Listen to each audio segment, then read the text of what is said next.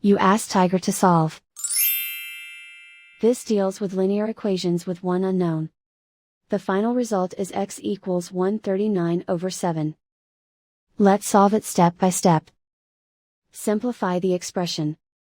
Simplify the arithmetic. Break up the fraction.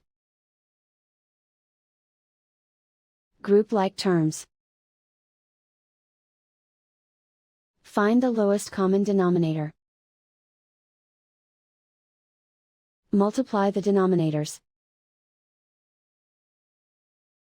Multiply the numerators. Combine the fractions.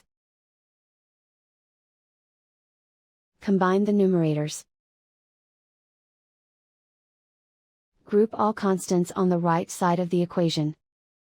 Subtract 421/35 from both sides.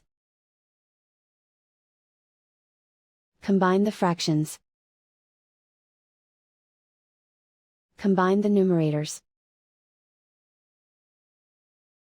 Reduce the zero numerator. Simplify the arithmetic. Convert the integer into a fraction. Combine the fractions. Combine the numerators. Isolate the x. Multiply both sides by 5. Group like terms. Multiply the coefficients.